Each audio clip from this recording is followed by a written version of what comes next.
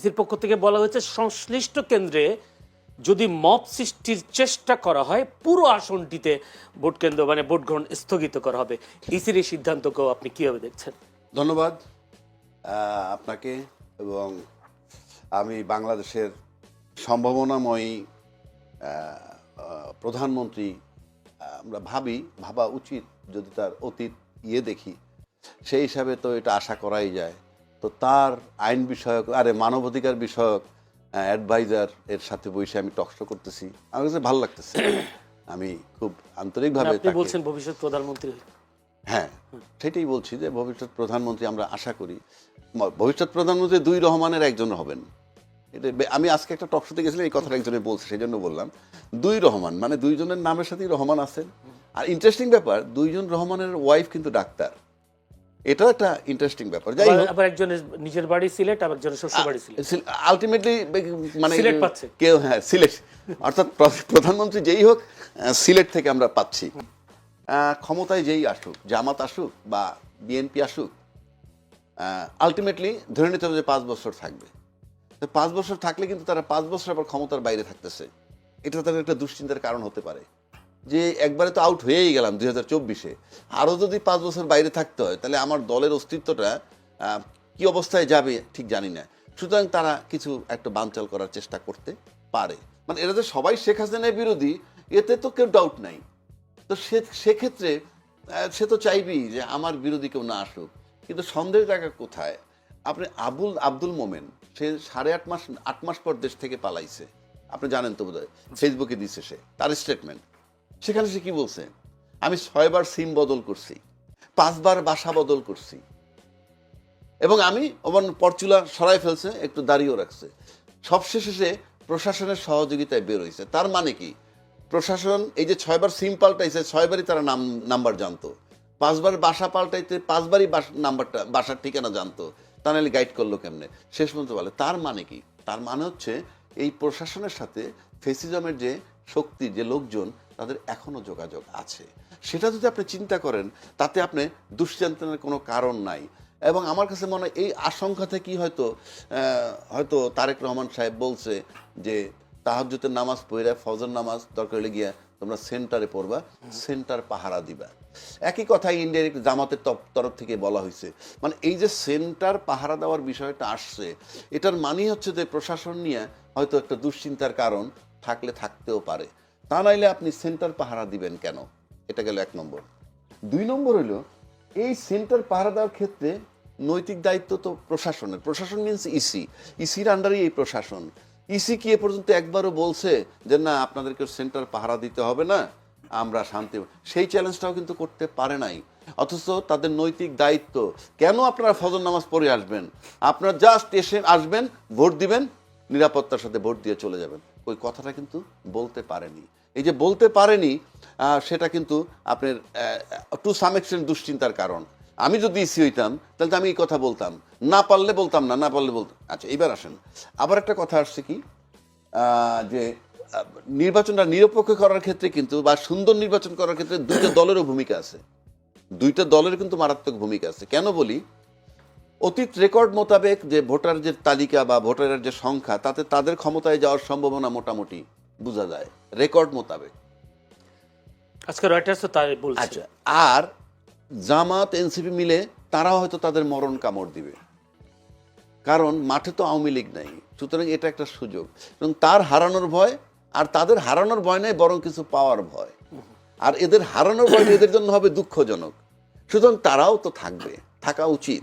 এই সব কিছু মিলে যদি এই দুইটা দলের উপরে যথেষ্ট দায়িত্ব আছে একটা সুন্দর নির্বাচন তুলে আনার। কেন? যদি কোনো কারণে এই নির্বাচনটা, আল্লাহ মাফ করুক, আমি বলছি না, বানচাল হয়ে যায়, তাহলে he will B a big loser. তো নির্বাচনটা তো পাচ্ছি না, এটা একটা বড় ক্ষতি হবে। দুই পক্ষে তো লুজার হওয়ার সম্ভাবনা আছে। দুই পক্ষে লুজার হলেও তো তার চান্সটা, আমি অন্য হিসাবে বলছেন, উনি বুঝছেন তো, আমার কথা দুই পক্ষই লুজার হবে, বা সোজা বাংলা। তো দুই পক্ষই যদি লুজার হয়, দুই পক্ষেরই নৈতিক দায়িত্ব নির্বাচন তুলে নেওয়ার সুন্দরভাবে। আর একটা ব্যাপার, এই যে বলছে কোনো একটা সেন্টারে মব হইলে আপনার পুরো আসন ভোট গ্রহণ স্থগিত কেন? এটা তো আমি বলবো ওনাদের দোষ আছে। কারণ এইগুলা যখন করে, আরপিও যখন হয়, তখন ওনারা তো টাইম টু টাইম সবকিছু জানেন। ওনাদের বলা উচিত ছিল যে একটা সেন্টারে গন্ডগোলের জন্য যদি আপনি পুরা মপটা বাতিল করে, মানে পুরা আসনটারে যদি বাতিল করেন, তাইলে পরে কি হয় যে আপনি 300 সিটে যদি 300 সেন্টার চুজ করে নেন, আর প্ল্যান্ড ওয়েতে যদি আপনি একটু করে মপ করেন, আর সেই গ্রাউন্ডে যদি বাদ দিয়ে দেন, নির্বাচনটা বানচাল হওয়ার সম্ভাবনা আছে। কি আমি কি ভুল বললাম? আপনি একটা সেন্টারে গন্ডগোলে যদি পুরো আসন স্থগিত করে দেন, তাহলে তো 300 সেন্টার চুজ করলেই হয় যদি প্ল্যান করে কেউ। সেটা ওনাদের চ্যালেঞ্জ করা উচিত ছিল, 1 নম্বর। পাশাপাশি যদি ভালো দিক দেখেন, তাহলে সেটা কি, হয়তো ভাবছে বিএনপি ভালো দল, জামাত ভালো দল, কেউ মারামারি কাটাকাটি করবে না, সুতরাং মব হবে না, সেই চিন্তা করলে ভালো। কিন্তু আমরা সেই জায়গায় কি পৌঁছেছি? আরেকটা জায়গায় যাই, 8,000 সেন্টার ঝুঁকিপূর্ণ আপনি বলছেন, অনেক ঝুঁকিপূর্ণ হলো 8,000, কম ঝুঁকিপূর্ণ আরো 16,000, টোটাল 24,000।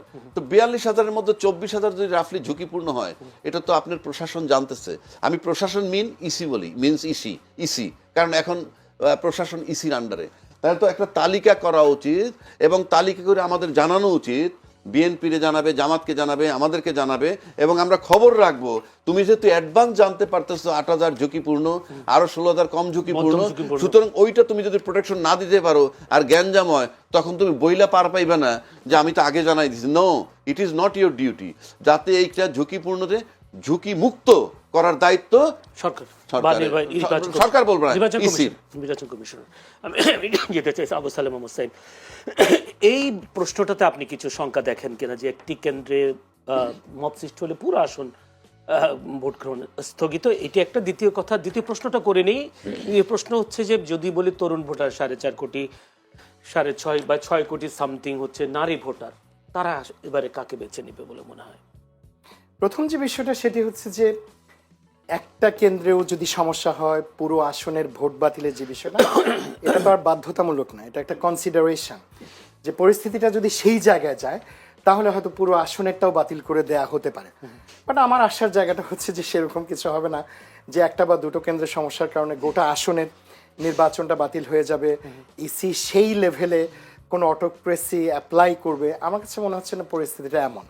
আরেকটা বিষয় হচ্ছে যে ইসির দিক থেকে আমি ব্যক্তিগতভাবে যেটা দেখেছি, সেটা হচ্ছে পার্টিকুলার কোনো অ্যাসারশনের অ্যাগেনস্টে হয়তো তারা কিছু বলেনি, এটা ঠিক আছে, কিন্তু নিরাপদ এবং শান্তিপূর্ণ একটা নির্বাচনের বিষয়ে তারা বারবারই কিন্তু আশ্বস্ত করবার চেষ্টা করেছে, এবং সেক্ষেত্রে আইন শৃঙ্খলা রক্ষাকারী বাহিনীর যে ভূমিকা, সেটাও মোটামুটিভাবে ইতিবাচক।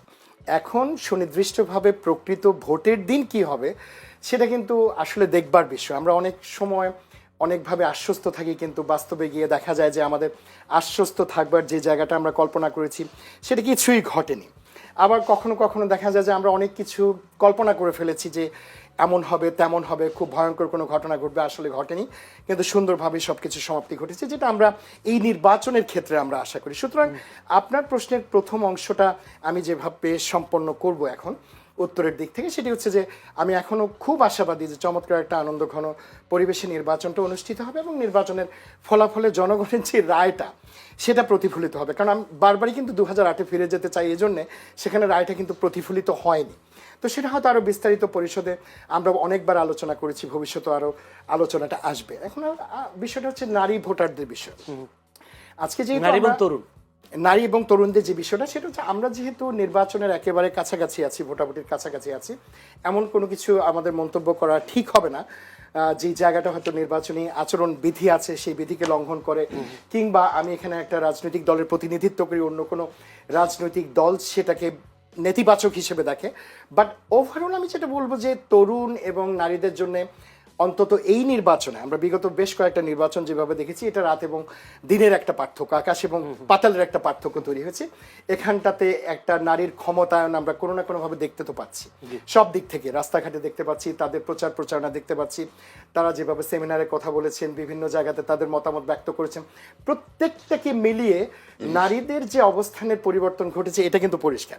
সেই জায়গাতেই নারী এবং তরুণরা নিরাপদে ভোট দিতে পারবে কিনা, আমাদের আজকের দিনের চিন্তা ভাবনাটা হচ্ছে এটা। ভোট তারা যাকেই দিক, সেটা তো তাদের ইচ্ছে, তারা ভোট দেবে বিএনপিকে, জামায়াতকে, যে কোনো দলকে, তাদের ভালো লাগে যে দলকে, যে প্রার্থীকে, তারা তাকে ভোট দিবে।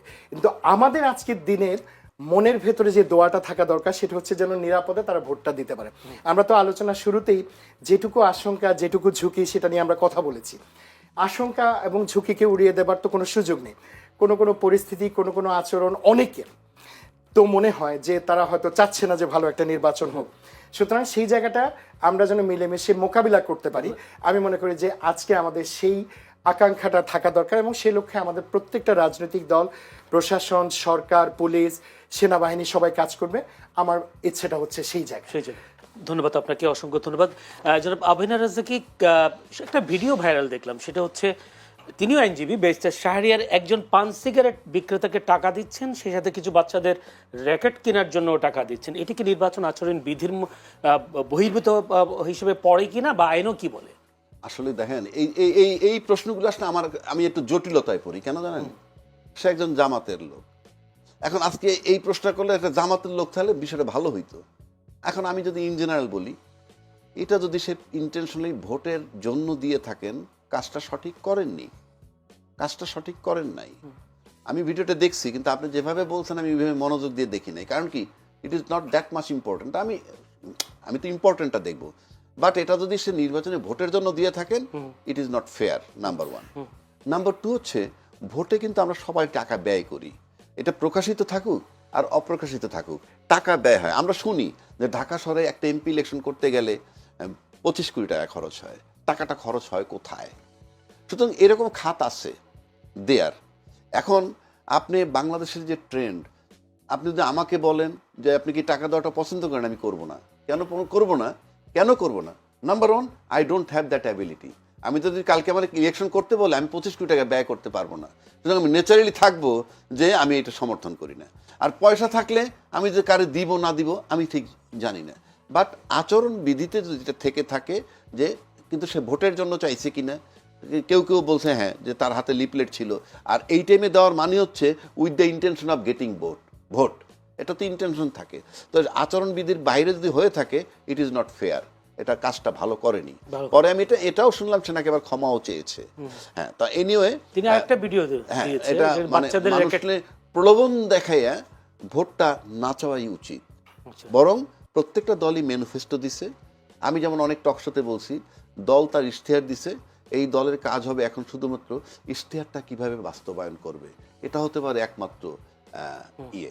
আরেকটা কথা এখানে আমি বলতে চাই, এই যে নারী ভোট, তরুণ ভোট, এই কথাটাগুলো যে আসছে আমার কাছে, আমি বিরতির পরে আসি। আচ্ছা, ঠিক যে আছে। প্রশ্নও জড়িয়ে দিতে চাই, সেটা হচ্ছে এই কয়েকদিনের নির্বাচনী প্রচারণায় আমরা দেখেছি বিএনপি, দুঃখিত, জামায়াতের কিছু লোক নারী বিদ্বেষী বক্তব্য দিয়েছেন। যদিও বেও বলি, জামায়াতের এক্স হ্যান্ডেল যদি পোস্ট দেওয়া হয়েছে নারী বিদ্বেষী একটি পোস্ট, এবং যদিও তিনি বলেছেন এটি হ্যাক হয়েছে।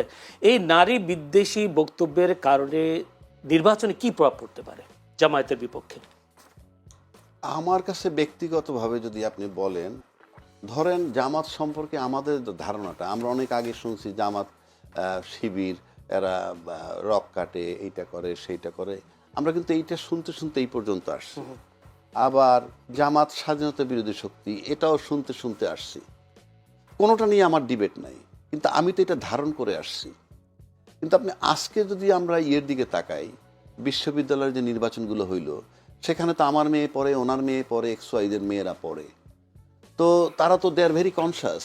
তারা তো আজকে তারা এআইয়ের যুগে, ডিজিটাল যুগে তারা বসবাস করেন, তাদের চোখ কান সবই খোলা। তা সত্ত্বেও যখন এই যে ইউনিভার্সিটির ইয়েগুলো তো তারা বিজয় লাভ করলো, প্লাস ছাত্রী হলগুলায় শিবির পাশ করলো, তো এগুলো দিয়ে আমার কাছে যেটা মনে হয় যে তারা যেটা খুব বেশি আমলে নিচ্ছে, এইটা আমার কাছে মনে হয় না, এক নম্বর। আর দুই নম্বর হলো এই যে এক্স হ্যান্ডেল কি হ্যাক হয়েছে বললো, তো সেখানে অনেক কথা আছে। জামাতের পক্ষ থেকে বলেছে হ্যাক হয়েছে, কিন্তু হ্যাক ছাড়া কি হয়েছে, একটা বার্তা বেরিয়ে গেছে। সেই বার্তাটা কি? নারী বিদ্বেষী বার্তা। এখন আমি এখানে জামাতের পক্ষপাতিত্ব করি, কিন্তু একটা সেন্সেবল লোক কি এই কথাটা বলবে এই টাইমে? 2-4 দিন পরে নির্বাচন, তার কি বলা উচিত? আমি জানি না ঠিক। আর পাশাপাশি আরেকটা জায়গায় যদি আমরা আসি, যে এই জামাত সম্পর্কে আমার ব্যক্তিগত ধারণা আমি জানি না। আমি 2-1 লোকের সাথে বা 2-4 লোকের সাথে আলাপ করলাম, যে একটা শ্রেণী ধারণা করতেছে জামাত আসলে পরে প্রজাতন্ত্রের কর্মকর্তা কর্মচারীর ঘুষ খাওয়া বন্ধ হয়ে যাবে, তাদের দুর্নীতি বন্ধ হয়ে যাবে, তারা ক্ষমতা আসলে পরে বিদেশে টাকা পাচার আর হবে না, তারপরে তারা ক্ষমতায় আসলে পরে দুর্নীতি হবে না। মানে এই যে বিষয়গুলা, এতে ভিকটিম হয়ে যায় কিন্তু যদি আপনি ভালো করে হিসাব করেন, পত্রিকা বা মিডিয়ায় যে নানান ধরনের পট পরিবর্তন করে, সকালে এক পদের কথা বিকালে এক পদের কথা, এইগুলা বলবে না, মিস ইনফরমেশন দিবে না, এটা ধারণা। এই ধারণাগুলো যদি হয় তাহলে তো এটা চিন্তার বিষয়। প্রজাতন্ত্রের কর্মকর্তা কর্মচারী এটা নিয়ে চিন্তিত, মিডিয়ার লোক চিন্তিত, তারপর ব্যাংক তসরুপ করে যে ব্যবসায়ীরা, তারাও ভাবে যে আমরা যেভাবে রাত্রে দিন করে টাকা নেই সেটা পারবো না, কিন্তু তারাও দেখা যায় চিন্তিত। কিন্তু ইনফ্যাক্ট এটাকে যদি প্রকাশ করে তারা, এই চিন্তা, তাদের এই চিন্তাটা যদি বাইরে চলে আসে, তাহলে কিন্তু মানুষ সব তাদের দিকে ঝুঁকে যাবে। এটাকে আড়াল করার জন্য একটা হাতিয়ার হলো তারা নারী বিদ্বেষী। যদি তারা নারী বিদ্বেষী হবে, এতদিন তাদের অস্তিত্ব কেন থাকলো? সেই 53 বছর 54-55 বছর যাবৎ তারা আছে, আমরা সবাই তাদেরকে নারী বিদ্বেষী বলি, কেন তাদের অস্তিত্ব এখন থাকলো? তা আমার কাছে মনে হয় এটা ওই যে শ্রেণীটার কথা বললাম, সেই শ্রেণীটা এইটাকে আড়াল করে রেখে এটাকে খুব হাইলাইট করতেছে। কিন্তু হাইলাইট যে করতেছে, আমার তো নির্বাচনী রেজাল্টগুলায় সেটা মনে হয় না। সুতরাং আমার কাছে মনে হয় এই যুগে ইউ আর ভেরি কন্ট্রাস্ট। ভাই লন্ডনে লেখাপড়া করছে, আমেরিকায়, আমরা আমেরিকায় দেখি, আমেরিকায় কিন্তু বোরকা পরা লোক চলে। আবার আমেরিকা একটা জিমের মধ্যে দেখা গেল একটা মেয়ের, তার পোশাক কীরকম আছে, 70% তার শরীরে কাপড় নাই, বাট কেউ কারো দিকে তাকাচ্ছে না, যে যার কাজ করে চলে আসছে। তো আমরা দেশটাকে সে জায়গায় নিতে চাই।